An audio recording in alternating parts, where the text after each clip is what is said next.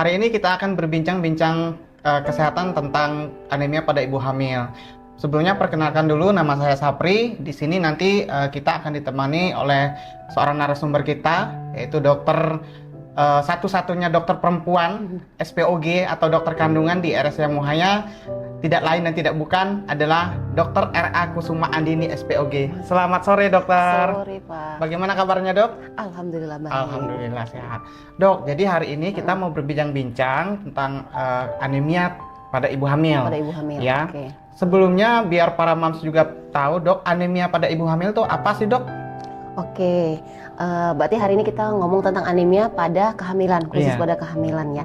Jadi kalau kita ngomong anemia, kita harus tahu dulu pengertian anemia itu apa. Jadi kalau kita berdasarkan literatur WHO, jadi definisi pengertian anemia itu adalah suatu keadaan di mana kadar hemoglobin pada darah di bawah normal, yaitu kalau pada kehamilan itu di bawah 11 mg per desiliter. Kemudian hemoglobin itu apa sih dok? Kalau kita tahu hemoglobin itu adalah protein yang berfungsi untuk membawa oksigen di dalam darah. Jadi penting banget kan Pak, kalau mengetahui definisi pengertiannya itu penting banget dalam kehamilan ibu-ibu mengetahui status anemia atau tidak pada ibu hamil, karena efeknya banyak banget. Iya. Gitu. Oke, kemudian untuk tanda-tanda gejalanya apa sih dok kalau anemia pada ibu hamil itu? Anemia pada ibu hamil. Jadi sekarang itu pemerintah kita punya program ya. Iya. Jadi pemerintah punya program, semua ibu hamil itu wajib untuk melakukan pemeriksaan anemia, yaitu melalui pemeriksaan hemoglobin, kemudian triple eliminasi, udah tahu ya kita hepatitis, HIV, sifilis. Tapi kalau untuk anemia sendiri, jadi di bawah HB di bawah 10, HP di bawah 11, jadi pemeriksaannya itu bisa dilakukan di laboratorium seperti biasa kayak gitu. Efeknya banyak kalau kita anemia kayak gitu. Iya. Oke. Ini anemianya pada dasarnya bisa diobati nggak dok? Oke, anemia itu sendiri bukan diobatin sih bahasanya, mungkin ya diterapi, dikoreksi, dikoreksi. Jadi kita harus tahu dulu batasan anemianya gimana pada ibu hamil kalau kayak gini. Jadi batasannya itu kita bagi nih, biasa untuk mempermudah dibagi anemia berat, ringan dan sedang. Kalau normal kan di bawah untuk ibu hamil ya. Untuk ibu hamil di atas 11. Kalau pasca salin yang dikatakan anemia itu di bawah 10. Jadi ini untuk ibu hamil berarti kalau di atas 11 berarti tidak anemia. Di bawah 11 sampai 10 itu anemia sedang. Anemia ringan. Di bawah 10 sampai 7 anemia sedang, dan di bawah 7 udah anemia berat. Kalau kita mendeteksi nih pada ibu hamil dilakukan screening HB-nya misalnya didapatkan ringan sedang, berarti kita dapat memberikan terapi besi sekitar 200 mg besi, dievaluasi setiap hari hari, dievaluasi 2 minggu. Biasanya kalau responnya baik, dia akan ada perbaikan. Sekitar 0,8 sampai 1,3 ada kenaikan. Tapi kalau tidak ada perbaikan, berarti harus dikoreksi lagi nih yang lain. Apakah dirujuk biasanya kalau dari FKTP, FKTR, RL, jadi dirujuk ke fasilitas yang memang dapat melakukan koreksi anemianya kayak gitu. Berarti anemia itu intinya kekurangan zat besi lah dok ya, seperti itu ya. Bahasa awamnya ya kalau kita ngomong ya. Jadi kalau anemia pada ibu hamil kan sering sekali terjadi dok ya. Nah, untuk resiko bagi kehamilan si ibu nih kira-kira anemia itu menyebabkan apa sih dok? Oke, jadi kan tadi kan udah kita jelasin ya, pasti anemia itu pasti berisiko terhadap kehamilan. Kehamilan itu bisa berisiko pada ibu dan berisiko pada janin atau bayi yang akan dilahirkan. Kemudian jangka pendek dan jangka panjang. Untuk ke ibu dulu deh kita ngomong. Ke ibu sendiri seiring dengan anemia entah di trimester awal, di trimester kedua atau ketiga, yang jelas pasti kalau anemianya ada yang kompensasi, ada yang tidak kompensasi. Bisa mulai dari ibunya pucat, kemudian lemah, ataupun nafas yang cepat kalau anemia sudah berat. Itu. Kemudian untuk efek ke ibunya lagi, untuk persalinannya itu meningkatkan resiko pendarahan. Pendarahan itu kan kita tidak bisa memprediksi ya, tapi sudah ada penelitiannya sekitar tiga kali dari kalau ibunya mengalami anemia sedang ke berat akan meningkatkan resiko 3 kali pendarahan selama proses persalinan. meningkatkan risiko pendarahan, keguguran, bayi berat badan lahir bayi rendah, kemudian ibunya juga beresiko infeksi. Itu ada hubungannya tuh kan, sudah ada penelitiannya. Gitu. Itu untuk ibunya. Kalau untuk bayinya? Untuk bayinya, Dok? Bayinya banyak banget. Jadi mungkin edukasi ini harus sampai ke ibu-ibu hamil ya sebenarnya. Jadi kalau saya sih ngomong pasien harus memikirkan bayinya juga kalau selama kehamilan. Jadi bayi-bayi yang lahir dari ibu yang anemia, entah itu dari anemia sedang, ringan, berat, itu mulai dari bervariasi ya. Bayinya kan kecil tadi, udah bayinya kecil. Kemudian respon motorik untuk bayi, perkembangan bayinya itu nanti kurang. Udah tuh berisiko pada usia 6-9 bulan sudah ada penelitiannya bayinya akan mengalami anemia juga. Kemudian respon motoriknya kurang, kemudian daya ingatnya lemah. Jadi semuanya efek anemia itu kalau zaman sekarang kita ngomongnya ke stunting ya. Jadi anemia pada ibu secara garis besar kita ngomongnya bisa berakibat atau berefek kepada perkembangan bayi yang stunting tadi gitu. Berarti dampak dari anemia ini ternyata panjang, Dok ya. Banyak banget. Jadi memang anemia itu harus dipersiapkan atau maksudnya itu sebelum ibu hamil pun atau menikah pun memang harus dipersiapkan benar-benar karena kita akan menghasilkan generasi yang baik karena data penelitian di Indonesia anemia ibu hamil itu sangat gede 60% kan kayak gitu. Nah itu para mamsnya, jadi anemia itu memang dampaknya bagi si ibunya mungkin saat ini, kemudian dan jangka panjangnya buat si anaknya itu dapat menyebabkan stunting tadi itu. Nah kemudian apakah ada hubungannya kalau anemia pada kehamilan itu akan menyebabkan si bayi ini ada kelainan kongenital misalkan atau cacat? Jadi kalau misalnya anemia secara garis besar yang tadi ya, tapi maksudnya tidak pasti seorang ibu yang anemia pasti akan mengalami bayinya janinnya ada kelainan kongenital. Tapi beberapa kelainan kelainan kongenital biasa disertai dengan anemia juga. Tapi tetap nggak pasti kalau anemia pasti kelainan kongenital enggak. Tapi tetap itu masalahnya screening dari awal, baik dari laboratorium, keluhan, kemudian ultrasound selama kehamilan itu harus diperhatikan. Tapi tidak semua anemia pasti akan adanya kelainan kongenital, enggak kayak gitu. Berarti tidak mesti ada kelainan kongenital disebabkan karena anemia, Dok ya. Berarti ada faktor-faktor lain. Ada faktor lain. Tapi mungkin anemia itu bisa menyebabkan salah satunya. Bisa kelainan kongenital bisa disertai oleh anemia. Kemudian ini apa namanya? Kapan sih, Dok, untuk terapi zat besi pada kasus-kasus ibu hamil ini bisa dilakukan? Misalkan usia kehamilan berapa? Jadi sekarang pemerintah udah mencanangkan program. Jadi selama ibu hamil mendapatkan terapi tablet zat besi ya. Jadi untuk yang terbaru selama dari usia 6 bulan. Selama 6 bulan, selama 6 bulan kehamilan. Berarti kalau dihitung mulai dari 3 atau 4 bulan tuh udah mulai konsumsi tablet tambah darah kan. Gitu. Jadi wajib untuk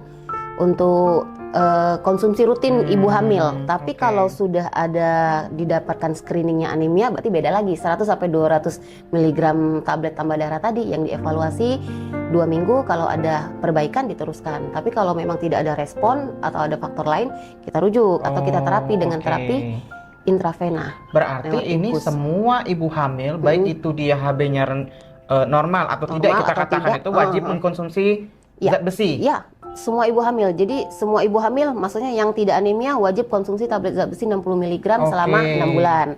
Atau kalau udah di screening ternyata anemia, berarti terapinya berbeda, dinaikin terapinya tadi. Harus ada evaluasi 2 minggu. Kemudian kalau memang tidak respon, kita harus tambahkan dengan besi intravena lewat infus. Atau kalau di bawah 7 nih, literaturnya adalah transfusi darah. Kayak gitu. Karena tidak akan cukup. Tidak akan cukup kalau kita kejar dari ini. Berarti itu ya para mamsnya, Ibu, itu adalah informasi penting bahwa ibu-ibu hamil itu wajib mengkonsumsi zat besi. Baik itu anemia atau tidak lah, istilahnya seperti itu, Dok ya. Nah, untuk dosisnya biar nanti dokter kandungannya yang akan menentukan seperti itu. Nah, kemudian kapan sih dok bahwa terapi oral kita, terapi zat besi ini dikatakan berhasil gitu untuk si ibu? Yang tadi, iya, berarti kan misal nih seorang ibu hamil didapatkan anemia ringan nih, ringan sedang bahasanya kayak itu, kita terapi dengan 100 sampai 200 mg zat besi, evaluasi 2 minggu. Kalau ada kenaikan 0,8 sampai 1,3 dari HB-nya, hemoglobinnya, berarti berhasil diteruskan terapinya. Oke. Tapi kalau misalnya tidak ada respon, maksudnya ya malah turun atau tetap, berarti kita kasih terapi intravena tadi, zat besi lewat infus tadi. Infus tadi dok ya. Benar. Nah, kemudian ini dok, jadi kalau kita orang awam tuh mengatakan bahwa kalau kita terlalu banyak mengkonsumsi itu kan nanti takut overdosis nih istilahnya seperti itu. Nah, kira-kira ada nggak sih dampaknya ketika misalkan nih si ibu A ini misalkan HB-nya bagus, tapi dia mengkonsumsi terus zat besi itu. Nah, ada nggak efek sampingnya buat si janin atau si ibunya? Jadi konsumsi zat besi yang berlebihan maksudnya apakah ada efek? Kita lihat dulu kenapa disarankan untuk 6 bulan konsumsi zat besi kan? Karena memang rata-rata udah prevalensi untuk orang Indonesia pasti anemia. Itu udah ditetapkan berdasarkan penelitian dan lain-lain. Jadi menurut saya konsumsi 6 bulan dengan dosis yang sesuai itu sudah minimal target, tapi makanya konsumsi dosis zat besinya harus sesuai saran dari dokter atau tenaga medis kayak gitu. Jadi seperti itu ya. Tetap moms harus konsultasi terlebih dahulu ke dokter kandungannya atau ke tenaga medis terdekat ya dok ya, untuk misalkan konsumsi untuk zat besi tadi. Kemudian nih dok, ada yang mengatakan bahwa terlalu banyak minum zat besi tadi katanya nih, ini mitos atau fakta gitu dok ya, dapat menyebabkan janin itu bayinya lahir dengan ukuran yang enggak besar gitu. Apakah benar atau tidak itu dok? Maksudnya tuh minum tablet tambah darah terlalu banyak jadi janinnya gede kayak gitu. Benar. Kayak gitu. Mungkin itu bukan mungkin ya. Berlebihan zat besi tidak secara langsung menyebabkan bayinya gede, tidak. Tapi bila ibunya ditambah minuman makanan yang dapat merangsang berat badannya berlebih, itu bisa. Tapi secara tidak langsung penggunaan terapi ataupun konsumsi zat besi tidak meningkatkan berat badan janin, tidak. Kecuali menambahkan nafsu makan, ibunya nafsu makan. Berarti itu mitos berarti dok ya? Mitos. Oke. Nah kemudian ini banyak sekali ibu-ibu hamil itu kadang-kadang mereka mengkonsumsi teh dok. Jadi mengkonsumsi teh atau bahkan makan nasi dibarengin dengan teh. Nah apakah itu boleh? Sebenarnya kalau konsumsi teh itu sebenarnya dibolehkan aja untuk ibu hamil asal tidak berlebihan.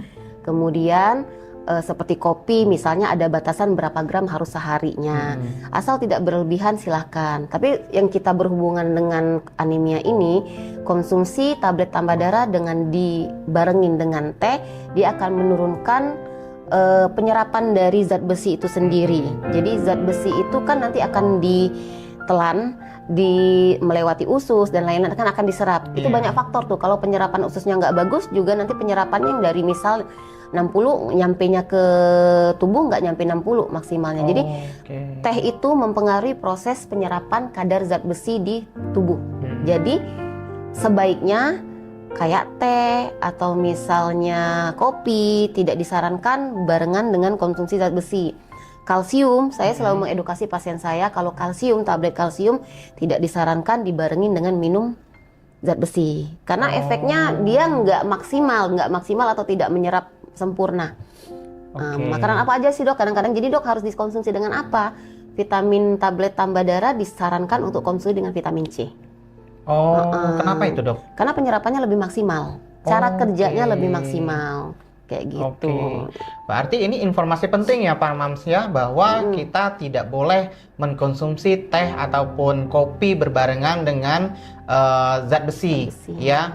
Kemudian kalau teh tadi boleh dikonsumsi, tetapi ada batasannya dok ya, tidak boleh berlebih gitu ya. Teh, kopi atau yang lain kan pasti ada efek kalau berlebihan, segala sesuatu yang berlebihan kan tidak baik. Tidak baik gitu. Ya dok ya, ya benar. Nah kemudian dok, ini kira-kira ini kan banyak sekali ya orang yang mau misalkan ada program hamil nih misalkan. Nah apakah konsumsi konsumsi zat besi ini dianjurkan untuk yang orang yang akan program kehamilan? Ya, jelas. Jadi pertanyaan adalah apakah zat besi diperlukan untuk pasien-pasien pasangan yang ingin merencanakan kehamilan? Jelas. Anemia itu pada ibu hamil atau pada semua orang warga Indonesia sudah ada anemia kan. Jadi anemia mempengaruhi kalau di ibu hamil perkembangan janin ibunya. Jadi kalau untuk anemia sebelum pasangan menikah nih misalnya tidak ketahuan anemia, nanti proses perkembangannya janinnya itu bisa juga beresiko untuk yang tadi keguguran dan lain. Jadi memang disarankan untuk pasangan-pasangan yang akan menikah kan ada pemeriksaan tes HB sebelum menikah. Kemudian diketahui anemia atau enggak, nanti kita juga dikoreksi. Yang diharapkan adalah nanti setelah menikah terjadi kehamilannya baik.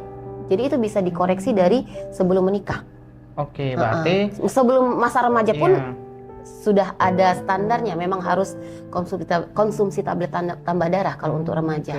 Kayak gitu. Berarti ini informasi penting juga ya, Bu Dok ya, buat pasangan-pasangan yang baru merencanakan kehamilan atau merencanakan pernikahan, wajib ibaratnya melakukan pemeriksaannya itu tadi kadar HB atau zat besi kadar HB ya, hemoglobin di dalam darah, Dok ya. Kemudian nanti kalau kurang mungkin ada konsumsi zat besi dan lain sebagainya ya, seperti itu. Nah, kemudian Dok, ini yang paling sering sekali terjadi kadang-kadang pada ibu hamil itu mereka konsumsi makanan itu sembarangan gitu. Apa konsumsi makanan itu tidak diperhatikan lah, istilahnya seperti itu. Nah, kalau dari saran dari dokter, makanan apa saja sih yang disarankan untuk untuk ibu hamil untuk mencegah atau mengurangi risiko terjadi anemia tadi? Makanan untuk yang mencegah anemia ya. Jadi sekarang sih para mom sih sebenarnya udah pinter banget ya Pak ya. Jadi browsing dan lain-lain. Tapi kita harus menegaskan di sini banyak sih makanan-makanan yang mengandung zat besi untuk mempertahankan kadar HB yang bagus atau menaikkan kadar HB di dalam darah. Jadi beberapa contohnya adalah dia ada beberapa macam. Bisa dari daging-dagingan merah, hati ayam, kemudian makanan laut bisa kayak gitu. Kemudian dari yang sifatnya seperti kacang-kacangan, kemudian tahu, tempe itu juga bisa. Tapi memang untuk penyerapannya yang lebih banyak, maksudnya yang diserap lebih banyak tuh yang kayak dari hati, dari daging-dagingan merah, dari seafood. Hati lebih gede banget untuk proses penyerapannya. Hati ayam, hati sapi, kayak gitu. Buah-buahan bisa. Sayur-sayuran hijau, sayur kangkung, bayam, brokoli itu bisa. Untuk menaikkan zat besi. Jadi divariasiin aja. Kalau untuk ibu hamil, sayurnya misalnya kangkung, misalnya oseng ati bisa yang kayak gitu. Atau daging dibuat sop atau apapun itu bisa kok kayak gitu. Asal konsisten ya. Konsisten. Kalau ibu hamil makannya cuma seminggu, seterusnya udah acak-acakan lagi ya percuma, harus konsisten. Jadi memang edukasi ke ibu hamil untuk anemia bukan cuma tablet tambah darah yang kita edukasi, tetapi juga pola makan, kebiasaan makan ditambah dengan tablet tambah darah tadi, kemudian screening penyakit-penyakit yang bisa membuat kadar HB turun juga, misalnya penyerapan di usus yang bagus, yang jelek bisa juga. Jadi itu tugas ibu dan kita tenaga medis. Ibu juga harus tahu kondisi badan, maksud saya kayak gitu. Nah, ini ada nggak kira-kira tips dari dokter terkait misalkan kan kalau ibu hamil itu kan sering sekali yang nafsu makan menurun, Dok ya. Tadi kan makanan yang disarankan tuh sudah ada hati sapi, hati ayam dan lain sebagainya tadi. Nah, ada nggak tips dari dokter agar ibaratkan mereka tetap asupan untuk yang dari makanan itu tetap cukup, karena kan kita tahu bahwa ibu hamil tuh nanti mereka akan ada proses mengalami yang namanya muntah-muntah, mual dan segala macam. Tips biar bervariasi makanan kayak gitu. Kita nggak ini ya, kita nggak memungkiri pasti di 1 sampai 5 bulan pertama itu ibu hamil pasti mengalami HIG. Baik yang ringan, sedang, berat. Saya selalu edukasi ke pasien, pilihlah makanan yang ibu pengen, yang suka, tapi dengan konsep yang tadi bervariasi dan tidak berlebihan. Bervariasi itu maksudnya tuh makanan kita nih banyak, sumber makanan kita banyak, mulai dari buah, sayur-sayuran, kayak protein hewani, nabati, kayak gitu. Jadi dipilih aja, misalnya kayak karbohidrat nggak harus cuma nasi, bisa diganti dengan roti, kentang, tepung-tepungan yang lain juga bisa. kayak gitu. Oke. Kemudian dari buah bisa apapun itu buah bisa, asal satu lagi tidak berlebihan. Karena semua nutrisi dari makanan, bahan makanan itu pasti beda-beda dan fungsinya juga beda-beda untuk kebutuhan di kehamilan, kan kayak gitu. Oke. Makronutrien dan mikronutrien yang harus dipenuhi. Kayak gitu. Berarti itu ya informasi penting ya buat ibu-ibu ya, untuk tetap memperhatikan makanan apa yang masuk ke dalam tubuh si ibunya. Wajib. Ya. Jadi saya selalu pesan ke pasien saya, kita bukan cuman hamil untuk melahirkan janin atau bayi yang lucu, cewek, cowok, lengkap atau apapun itu penting juga. Tapi kita juga harus memperhatikan perkembangan janin selanjutnya, bayi kita selanjutnya. Kita mau dedeknya yang pinter, nggak ada speech delay, nggak anemia, nggak mudah sakit di kemudian hari. Dan anemia tuh efeknya jauh panjang banget kalau selama kehamilan kita anemia. Itu aja yang ingin kami sampaikan kan kayak gitu. Ya dok, ini ada satu lagi dok ya, terkait kan kalau orang hamil itu kan konsumsi obat-obatannya banyak banget dok. Vitamin. Ya, bukan obat. Ya sorry. Vitamin berarti ya. Okay. Nah, akan banyak tuh vitamin yang dikonsumsi. Nah, misalkan apakah akan mempengaruhi kadar zat besi kadar zat besi di dalam darah ibunya nggak akan konsumsi vitamin? Misalkan ada nggak obat vitamin A ini dapat menurun efek sampingnya, misalkan menyebabkan ini? Yang kayak tadi yang saya ngomong tadi. Jadi sebenarnya cara konsumsi aja sih sebenarnya kayak tablet tambah darah yang zat besi tadi tidak disarankan untuk bareng dengan kalsium. Tapi kalsium itu tetap penting dalam kehamilan. Jadi mungkin dijarain pagi minum kalsium, siang atau sore atau malamnya minum tablet tambah darah. Dan intinya semua vitamin pada ibu hamil itu penting, baik dari asam folat. Tablet tambah darah itu kalau yang kita dapatkan di puskesmas itu dia ada yang standar ya, ada zat besi dan asam folatnya. Asam folat, kemudian di puskes juga atau kita sendiri di praktek sering menambahkan vitamin C, kemudian kalsium. Tapi cuman yang saya pesan tadi atau zinc kan kayak itu. Cuman yang saya pesan tadi selalu ke pasien makanan yang mengurangi penyerapan tablet tambah darah tadi.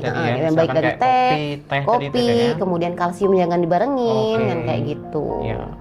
Nah ini kalau untuk waktunya konsumsinya bagusnya itu pagi untuk zat besi dok ya, pagi, siang atau malam dok kira-kira dok ya? Nggak ada batasan. Jadi yang penting setiap hari itu bagusnya minum satu kalau tidak ada anemia ya, satu tablet tambah darah baik pagi, siang atau malam. Yang jelas tidak dibandingin dengan yang tidak mengurangi penyerapannya. Yang kayak teh, kopi tadi dok ya. Dok, ini ada beberapa pertanyaan dari luar nih dok ya, dari followers kita dok. Jadi mengatakan bahwa dia ada 3 pertanyaan sebenarnya dok ya. Boleh. Nah, kemudian pertama ini gimana hubungannya anemia pada ibu hamil dengan stunting? Oh, tadi mungkin sudah dijawab ini tadi dok ya. Sudah dijawab tadi ya. Jadi efeknya sangat berpengaruh. Jadi alangkah baiknya memang ibu hamil tidak anemia. Dikoreksi kalau ada anemia. Harapan kita jangka panjang anak yang dilahirkan baik, tidak ada risiko stunting. Kayak gitu. Nah, kemudian ini ada lagi dok. Boleh. Izin bertanya, apakah diwajibkan untuk minum tablet tambah darah bagi setiap bumil atau ibu hamil? Sudah dijelaskan juga. Jadi ibu hamil, kita ulang ya, wajib konsumsi selama 6 bulan tablet tambah darah. Ada anemia berarti harus koreksi lebih gede, tabletnya jumlahnya 100-200 mg per hari kayak gitu. Nih, ada lagi dok. Ya, boleh. Taruh ya. Cara mengatasi ibu hamil yang HB-nya kurang dan menjaga kestabilan HB-nya dok. Oke, udah juga tadi tuh. Ya? Udah. Jadi semuanya sudah. Ulang lagi konsumsinya, kalau tidak ada anemia, konsumsi minimal 6 bulan, tablet tambah darah 60 mg per hari. Kalau ada anemia, entah itu ringan, sedang, 100-200 mg. Kalau anemianya di bawah 7, transfusi darah. Oke, berarti semuanya sudah terjawab ya tadi sebelumnya ya. Nah, kemudian ada satu lagi pertanyaan ini dok, tapi ini di luar konteks. Oke, boleh. Ini ada pasien atau followers kita menanyakan tentang pasang IUD berapa sih harganya dok kalau di Muhaya dok? Oh jadi gini, di Muhaya alhamdulillah kita juga melayani pemasangan dan pelepasan IUD. Tapi mungkin untuk harga sistematis pendaftaran dan lain mungkin boleh ditanyakan ke admin kami di Muhaya. Berarti nanti untuk terkait informasi karena harga berkaitan dengan administratif itu. Tapi kami melayani pelayanan untuk insersi, mencabut IUD dan melepas IUD. Oke. Sekalian bisa nanti konsultasi bareng dengan kami, nanti bisa konsultasi pemasangan, efeknya dan lain-lain. Kan kalau ibu-ibu pemasangan IUD itu pasti mau nanya dulu kan, dan lain-lain kan kayak gitu. Efeknya apa, Dok? Bisa dipakai berapa lama, Dok? Kan kayak gitu kan ya. Kalau cocok gimana, Dok? Kalau nggak cocok gimana, Dok? Kan kayak gitu. Kan banyak kan yang nanya kayak gitu. Oke, Dok ya. Dok, ini jadi kita hari ini sudah ibaratnya sudah sedikit banyak membahas tentang anemia pada kehamilan. Ya, jadi semoga informasi ini juga bermanfaat buat ibu hamil, ya, ibu hamil, ibu atau ibu yang sedang hamil sekarang atau ibu yang akan merencanakan kehamilan, ya. Kemudian kalau untuk terkait sama pasang IUD tadi, untuk informasi biaya dan lain-lain nanti silakan hubungi bagian administrasi kami. Nanti kalau mau ketemu Dokter Andini nanti ya boleh, prakteknya nanti beliau di Muhaya itu dari Senin sampai Jumat jam 3 sampai jam 5 sore. Pendaftarannya bisa langsung datang ke RSCM Muhaya ataupun by online ya buat para moms ya. Oke, Dok, semoga ini informasi ini dapat bermanfaat bagi para moms di rumah ya, para moms di rumah. Dapat memberikan gambaran mereka bahwa penting sekali pemberian zat besi itu bagi ibu hamil atau yang akan merencanakan kehamilan ya. Oke, moms, mungkin sekian diskusi singkat kami terkait anemia pada kehamilan tadi. Semoga informasi ini dapat memberikan manfaat bagi para moms di rumah, sehingga dapat menghasilkan generasi-generasi yang berkualitas, Dok ya. Amin. Itu tujuan pemerintah kita sekarang. Kayak gitu. Benar. Salah satunya adalah itu tadi mencegah yang stunting tadi, yang menurun angka stunting tadi. Oke, Mams, kalau para Mams nanti untuk mendapatkan informasi terkait sama layanan yang ada di RSCM Muhaya, nanti silahkan follow IG RSCM Muhaya, kemudian dapatkan notifikasi atau promo-promo menarik dari Rumah Sakit Ibu dan Anak Muhaya. Mungkin sekian dan terima kasih ya. Selamat sore. Dadah, Dok.